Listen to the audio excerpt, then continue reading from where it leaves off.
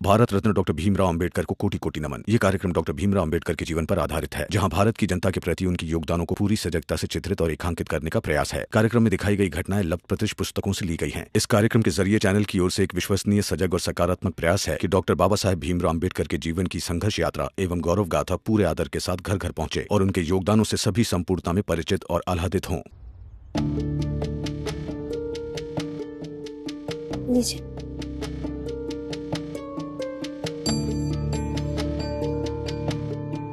अब इस बार बात हारिया जीत की नहीं है, बल्कि संतुलन की है। इसलिए अब जाइए अपना काम करने और पढ़ाई करने, और इन चार के लोगों को अपना जीवन संतुलन बनाने दीजिए। रमा,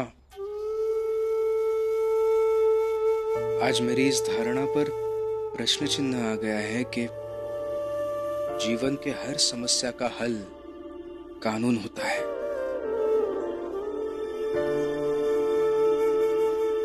मैं इस पर जरूर सोचूंगा रमा।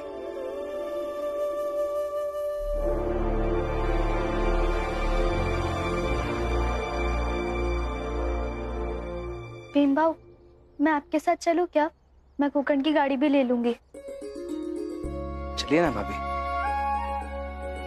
और दीदी, भैया को ये कहिएगा जरूर कि हम सबको उनकी बहुत याद आती है। चलता हूँ।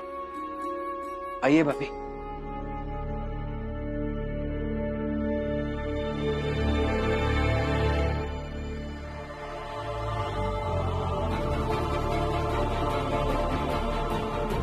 आप पत्थर मारिए नहीं तो कुछ भी कीजिए, मैं नहीं जाऊंगा यहाँ से। आप मुझे अपना शिष्य बना लीजिए और पढ़ा दीजिए समाजशास्त्र।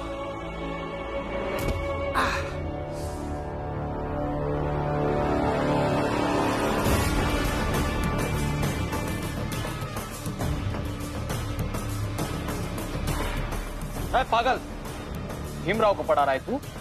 अब नहीं पढ़ाओगे, ठीक है? कौन?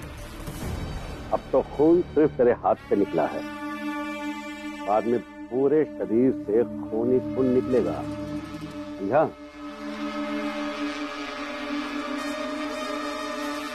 भीमराव, भीमराव, भीमराव, भीमराव। गुरुजी, ये तो गुरुजी की आवाज है। गुरुजी, ये आपके हाथ को क्या हुआ है? दिखाइए।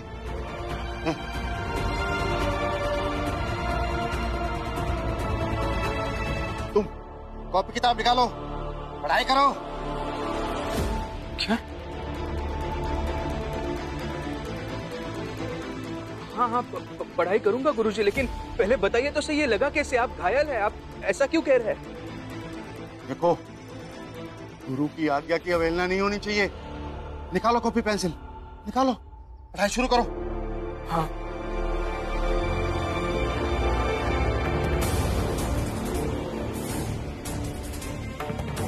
भीम तो आ ही रहा था पढ़ने, आवाज देकर इसलिए जल्दी बुलाया ताकि तुम्हें जल्दी जवाब दे सकूं। खूब जानता हूं तुम्हारे बारे में, खूब सुना है मैंने भीम को छूट कराया, धमकाया, लेकिन भीम पर कोई फर्क नहीं पड़ा। जब मेरे शिष्य पर कोई फर्क नहीं पड़ा तो गुरु पर कैसे पड़ेगा? तुम निकालो, निकालो कॉपी किताब, लिखो, लिखो। समाज की सबसे बड़ी धरोहर है उसमें रहने वाले लोगों का सभ्य होना। जिस समाज में सभ्य लोग नहीं रहते ना, उसका पतन निश्चित है। क्या कहा? हम सभ्य नहीं हैं? हाँ पगले?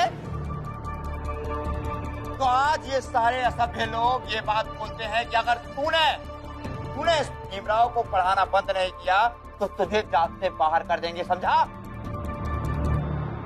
तुमने जो करना है कर लो। तुझे शायद मतलब समझ में नहीं आया ना। मतलब ये कि अगर तू पैसे लेकर ये भजिया खाने भी निकला ना तो तुझे भजिया मिलेगा और ना ही भीख, समझा? वैसे तो तू भटक भटक के जीता है ना, जब भटकने के लिए जमीन भी नहीं देंगे। हाँ, इसलिए अगर यहाँ रहना चाहता है तो पढ़ाना बंद कीजिए। आज मेरी इस धारणा पर प्रश्न चिन्ह आ गया है कि जीवन के हर समस्या का हल कानून होता है। आप सबको जो करना है कर लीजिए, मैं पढ़ाऊंगा इसको।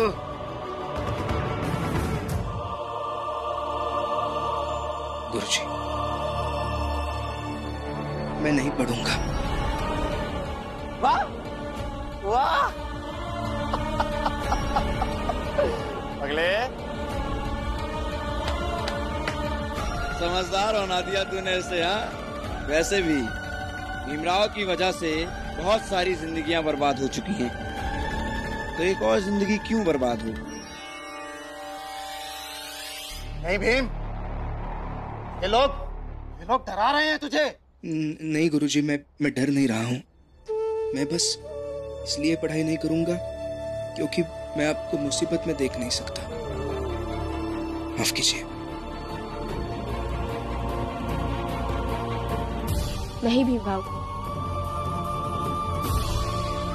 आप पढ़ेंगे भी और इन्हें कुछ होगा भी नहीं।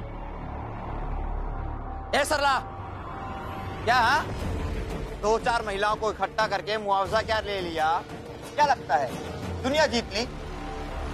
और वैसे भी इस पागल गुरुजी को तो मुआवजा मिलेगा नहीं, क्योंकि ना तो ये महिला है और ना ही किसी की पत्नी।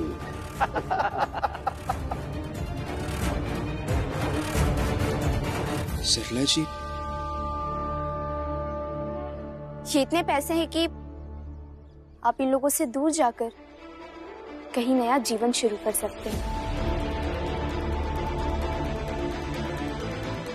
और इसे मेरी मदद मत समझिएगा, बल्कि फीस समझिएगा। भीमराव की पढ़ाई की। लेकिन सरला जी, आपकी बीवी ने मेरी इतनी मदद की है, तो कोई मदद मुझे भी करने दीजिए, और ना मत कहिएगा। और आप सब जाइए और ये मानकर जाइएगा कि आपने इस व्यक्ति को जात से बाहर कर दिया है। जाइए।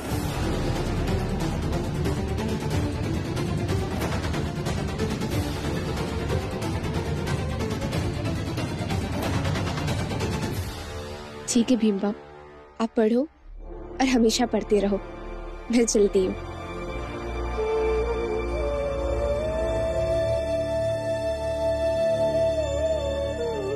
भीम, तुम यहीं रुको, मैं अभी आता हूँ। मुझे एक बहुत जरूरी काम याद आ गया है, मैं अभी आता हूँ।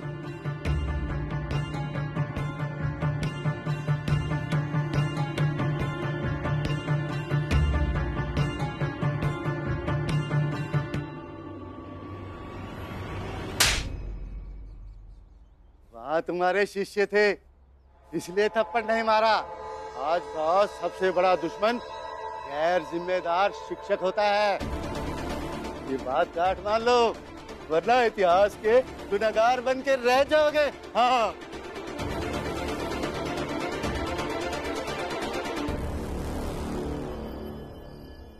अरे नहीं खाएगा हमका, भूखे रहेंगे। क्या फर्क पड़ा था तुम लोगन का? अब फर्क तो पड़वे करेगा ना। अब पति नहीं खाएगा तो हम पत्नी लोग कैसे खा ले खाना?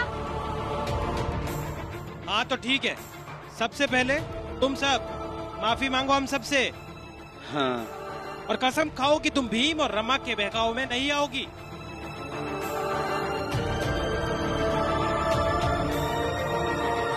अरे लेकिन माफी कौन चीज को मांगे जब कोनो गलतियां नहीं किए हैं। हम लोग भीम रमा के बहकावे में नहीं आए हैं। वो लोग खाली सच्ची बात कहते, वो हमका अच्छा लगा था बस।